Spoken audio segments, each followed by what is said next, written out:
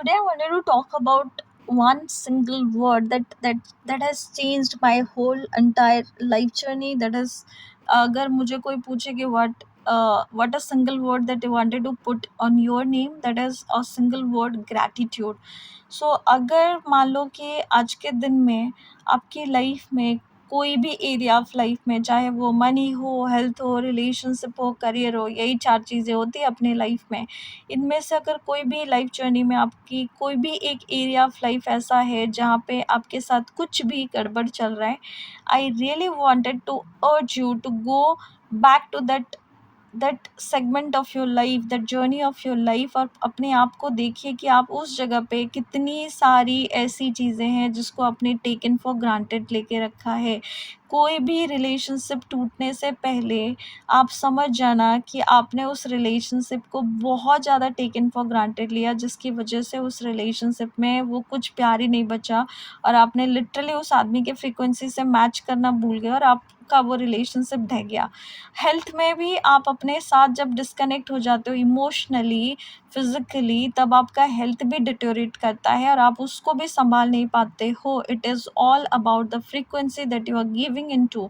And with this आप money में भी अगर वही देखो कि आप अगर जहाँ से आपके पैसे आ रहे थे, या जहाँ से आपको अचीवमेंट मिल रहा था, या जहाँ पे आप काम करते थे तो करियर में आपको बहुत सारी अच्छी चीज़ें मिल रहा था, because your energy and you are vibrating with this beautiful energy, जिस जगह पे ये काम कर रहा था और आपको वो सारे रिजल्ट मिल रहा था। But as a human being I could not say कि हमारा वाइब्रेशन हर टाइम पे रेज होके रहेगा या राइज होके रहेगा, but at the same time this one single word, अगर आपने कभी भी इसको यूज़ किया है, इवन जॉय डिस्पेंजा के आप बुक में भी देखें कि उनके बुक में सुपर नेचुरल वाला बुक अगर आपने कभी पढ़ा है तो आप देखना, उसमें भी बहुत सारे टाइम उन्होंने इस बात के लिए एक चैप्टर में पूरा लिटरली उन्होंने एक जगह पे उन्होंने बताया है कि if you practice gratitude for at least 4 single days, 4 continuous single days, तो भी आपका जो बॉडी का इम्यूनिटी सिस्टम है, वो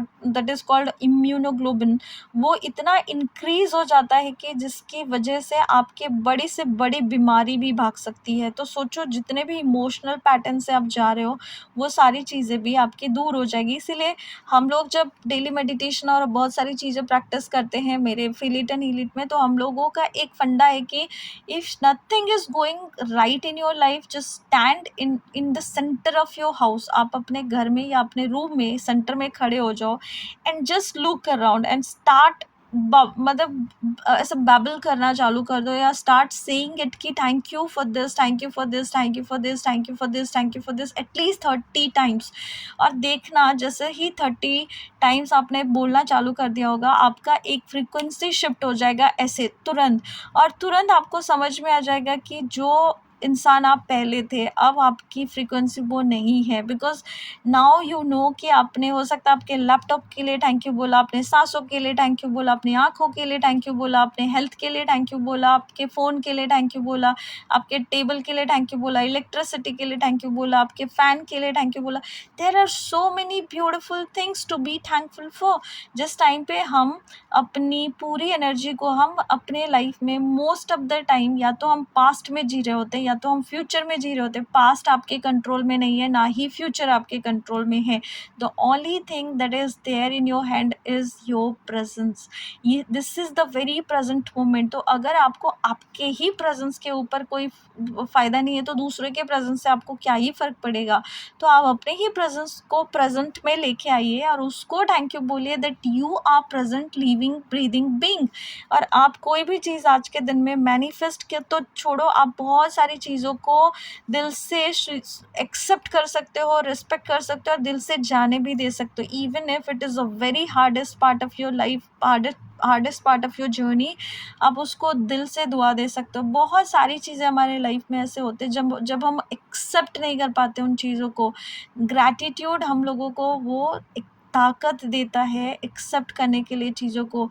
फॉर एन एग्ज़ाम्पल, अगर आप ब्रेकअप के थ्रू से जा रहे हो तो सोच के देखो कि क्या वो आदमी आपके पास रहेगा तभी जाके आप उससे प्यार कर सकते हो। क्या उसकी खुशी अगर अगर प्यार है तो इसका मतलब है कि if that person is happy without me, if that person is telling me that your presence doesn't matter to me, तो भी अगर वो खुश रह सकता है, कि उसके लिए अगर मैं उससे प्यार करती हूँ तो सबसे इम्पॉर्टेंट चीज़ क्या है?